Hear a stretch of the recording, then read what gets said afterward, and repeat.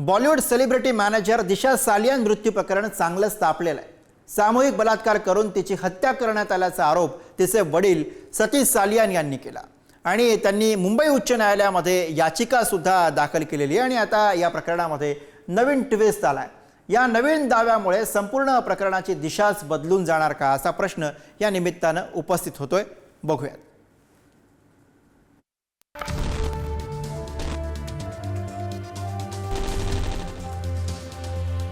मालवणी पोलिसांचा यापूर्वीचा दिशा सालियन मृत्यू प्रकरणाचा क्लोजर रिपोर्ट समोर आलाय। या क्लोजर रिपोर्टमध्ये अत्यंत धक्कादायक खुलासे आहेत। दिशाच्या आत्महत्येमागे तिच्या वडिलांचे विवाहबाह्य संबंध असल्याचं कारण नमूद करण्यात आलंय। दिशा सालियनच्या वडिलांचे विवाहबाह्य संबंध होते।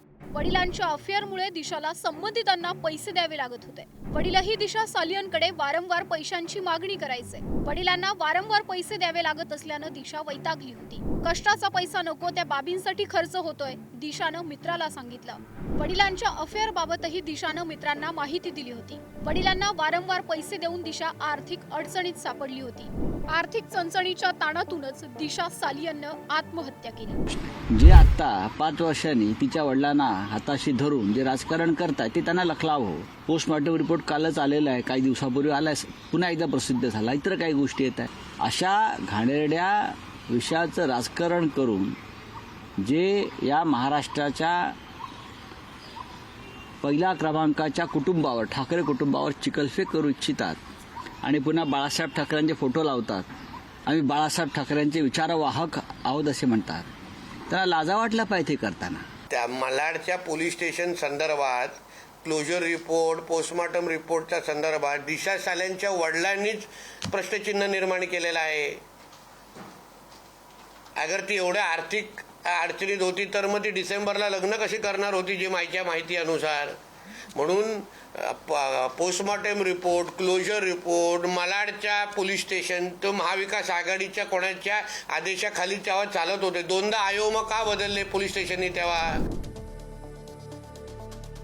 मालवणी पोलिसांच्या आधीच्या क्लोजर रिपोर्टमध्ये दिशानं आत्महत्याच केल्याचं म्हटलंय। शवविच्छेदन अहवालामध्येही दिशावर कोणत्याही प्रकारचा अत्याचार झाला नसल्याचं स्पष्टपणे नमूद करण्यात आलं होतं। दिशा सालियन आर्थिक बाबींमुळे अडचणीत होती।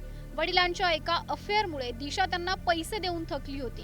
या गोष्टींमुळेच तणावातून दिशानं आत्महत्या केल्याचा मालवणी पोलिसांचा निष्कर्ष आहे। दिशा सालियनच्या पोस्टमॉर्टम रिपोर्टमध्ये नेमकं काय?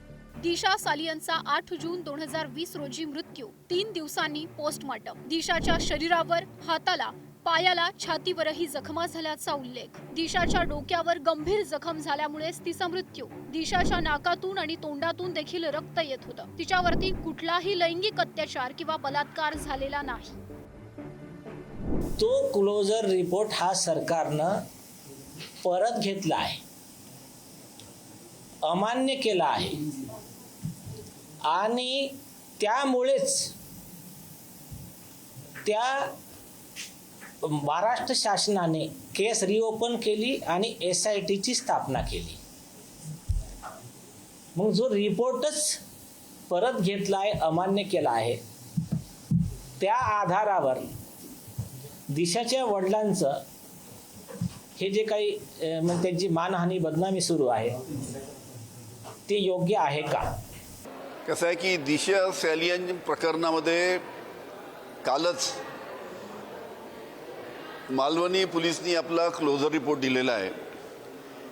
ठीक आहे, आता त्याच्यामध्ये हायकोर्टामध्ये ही केस चालू आहे। या दिशा सालियनच्या संपूर्ण प्रकरणामध्ये आदित्य ठाकरेंना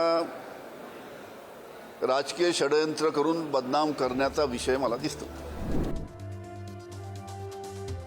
दिशाच्या मृत्यू प्रकरणी तिचे वडील सतीश सालियन यांनी मुंबई हायकोर्टात नवी याचिका दाखल केली। आपल्या मुलीचा आत्महत्या नव्हे तर हत्या झाल्याचा दावा त्यांनी केलाय।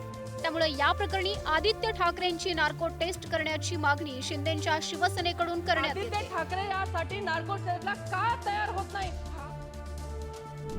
दिशाच्या मृत्यूचं खरं कारण नेमकं काय? 5 वर्षांपूर्वी वडिलांचा दावा, आर्थिक कारणामुळे आपल्या मुलीची आत्महत्या। 5 वर्षांनंतर नवा दावा, बलात्कार, हत्या झाल्याचा आरोप।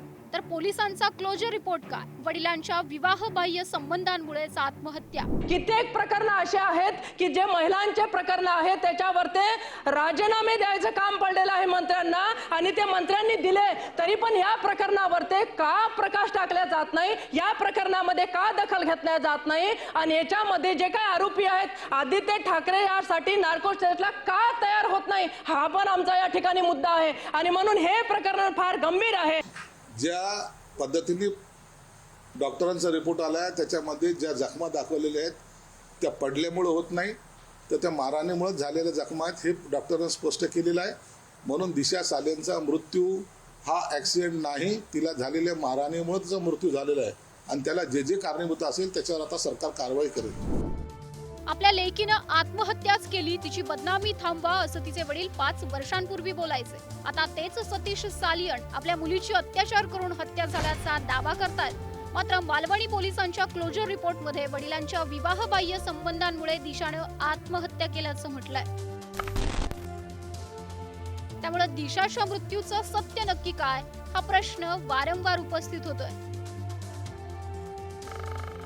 धनंजय दळवी, पुढारी न्यूज, मुंबई.